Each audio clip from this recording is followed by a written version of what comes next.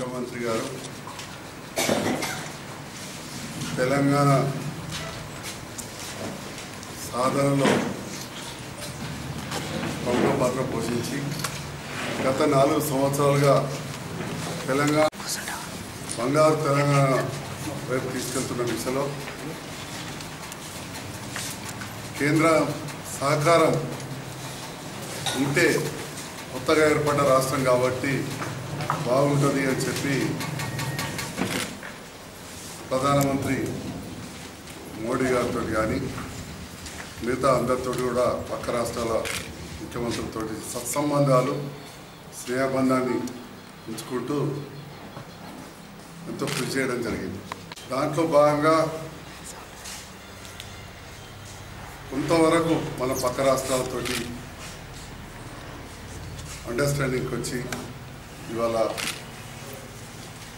ప్రాణాయిత నీరు మనం వాడుకునే విధంగా కాళేశ్వరం ప్రాజెక్టు చేసుకోవడం ఇలాంటివి చేసుకోవడం. ప్రధానమంత్రి గారిని పలుమార్లు కలిసి తెలంగాణ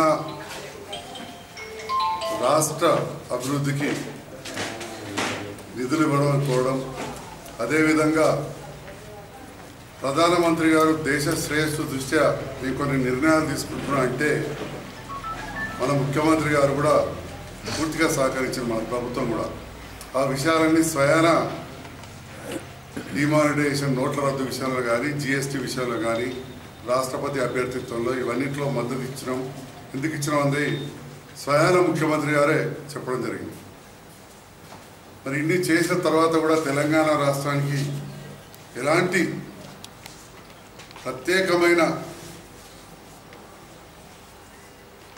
నిధులు ఇవ్వకుండా, అదే కాకుండా ఈ చివరి సంవత్సరంలో ఈ బడ్జెట్లో కూడా దేశం మొత్తం కూడా ఇక్కడ కూడా రైతులకు ఎలాంటి ప్రాధాన్యత ఇవ్వకుండా, బడ్జెట్లో ఎలాంటి సెపరేట్ అలొకేషన్ లేకుండా రైతుల ఆదాయాన్ని మాత్రం డబల్ చేస్తాను అని చెప్పి ఉట్టి గాలి మాటలు చెప్పడం నిజంగా అందరికి కూడా ఆశ్చర్యం గురి చేసింది. మరి మన ముఖ్యమంత్రి గారు ఒక గొప్ప నిర్ణయాన్ని, సంచలనాత్మక నిర్ణయాన్ని తీసుకున్నారు. దాన్ని జగిత్యాల నియోజకవర్గ ఇన్ఛార్జ్గా ప్రజలందరి తరఫున పూర్తిగా సహాయతిస్తున్నాం. యువతనైతే నిన్ననే ఇక్కడి నుంచి జగిత్యాల నుంచి పలు వాహనాల్లో బయలుదేరి పెద్దలు కేసీఆర్ గారికి శుభాకాంక్షలు తెలిపొచ్చారు మన జగిత్యాల నియోజకవర్గం. కొంతమంది నాయకులు విమర్శిస్తున్నారు, ఇంకా తెలంగాణకు చేసిన మేనిఫెస్టోలో ఉన్నాయే అమలు పరచలేదు. దాదాపు 90% అమలు పరచడం, అవే కాకుండా మేనిఫెస్టోలో చెప్పని కళ్యాణ లక్ష్మి లాంటి పథకాలు, బీడీ కార్మికుల పెన్షన్లు, ఇలాంటివి కూడా ఎన్నో మన ముఖ్యమంత్రి గారు కొత్త కొత్త పథకాలు ప్రవేశపెట్టారు. ఈనాడు కేసీఆర్ కిట్ అనుకోండి, రైతులకు పెట్టుబడి ఇచ్చే కార్యక్రమం, ఇవన్నీ కూడా మన కేసీఆర్ ప్రవేశపెట్టడం జరిగింది. కేసీఆర్ గారు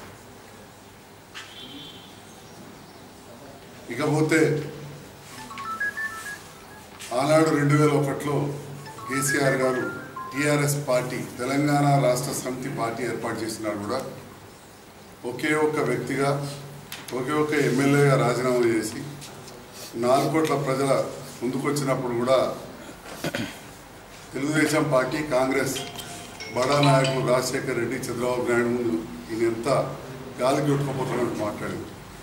కానీ ఈరోజు వాళ్ళ పాలనను తలదన్నే విధంగా పరిపాలించి తెలంగాణ రాష్ట్రాన్ని ఇవాళ దేశంలోనే నెంబర్ 1 రాష్ట్రంగా నిలిపారు.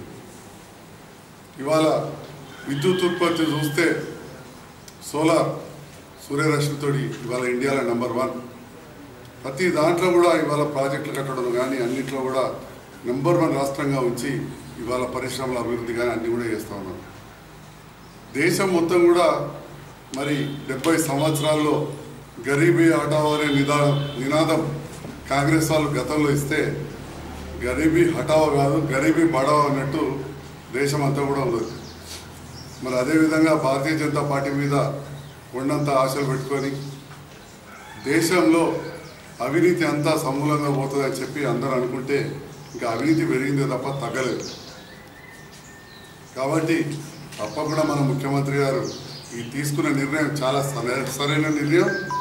దాన్ని ఇవాళ మమతా బెనర్జీ లాంటి పశ్చిమ బెంగాల్ ముఖ్యమంత్రి గారే స్వాగతించారు, అభినందించారంటే ఇంకా వేరే చెప్పాల్సిన అవసరం లేదు. ఇక్కడ మన రాష్ట్రంలోని ఓవైసీ గారే అనుకోండి, బీహార్ మాజీ ముఖ్యమంత్రులు, జార్ఖండ్ మాజీ ముఖ్యమంత్రులు వీళ్ళందరూ కూడా ఆహ్వానించారు. ఇంకా చాలామంది కూడా ఇంకా ముందుకు వస్తారు, మన ముఖ్యమంత్రి గారికి వెందరగా ఉంటారని చెప్పి తెలుస్తూ ఉంది. ఎన్నో విషయాలలో మన ముఖ్యమంత్రి గారు కేంద్రం పలుమార్లు పోవడం జరిగింది. ఈ మధ్యలో కూడా చెప్పారు.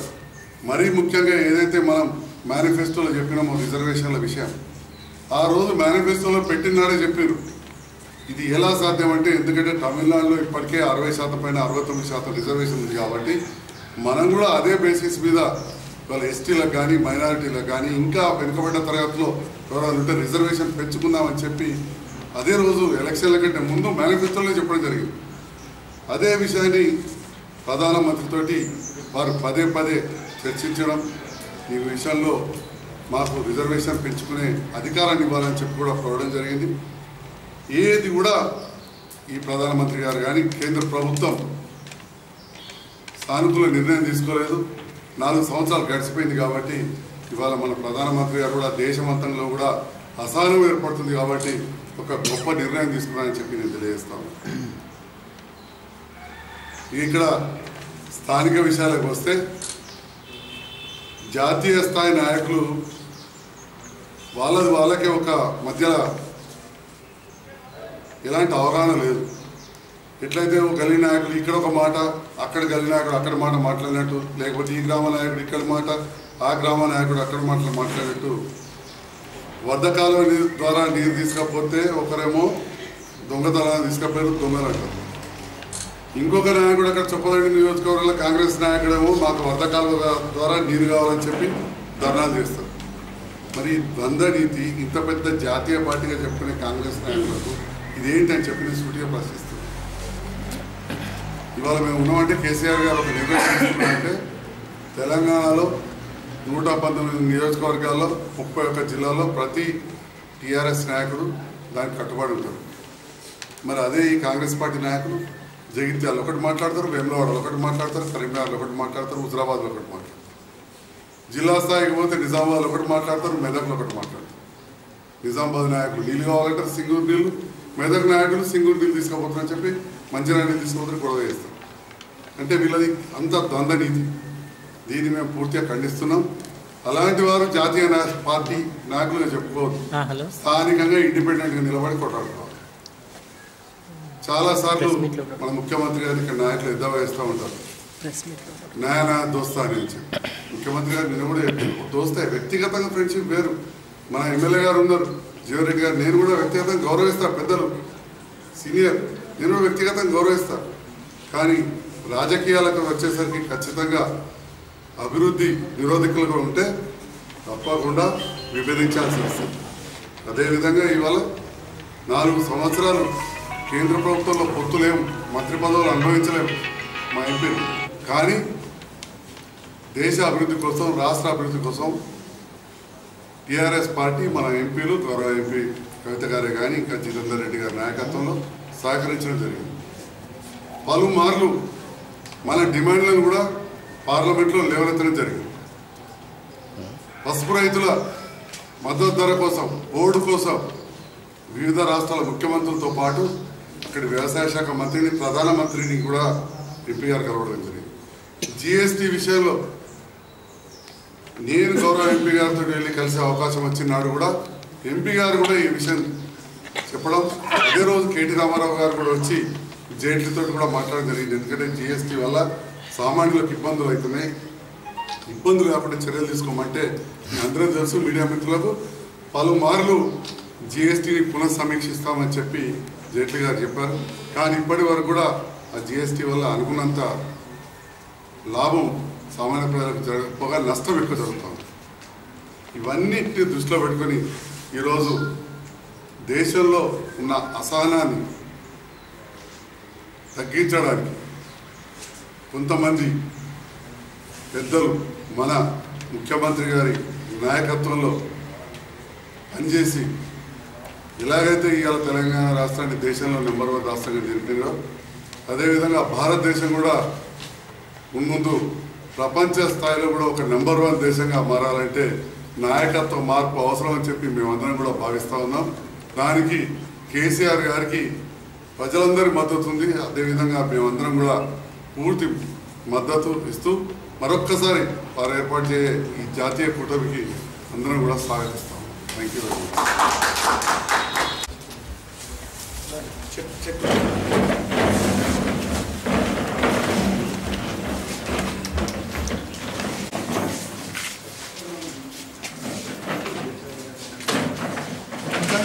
స్వరూప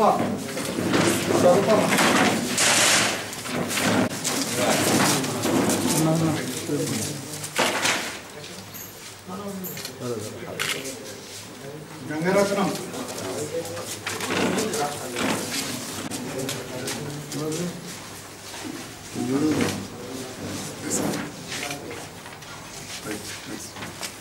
గణేష్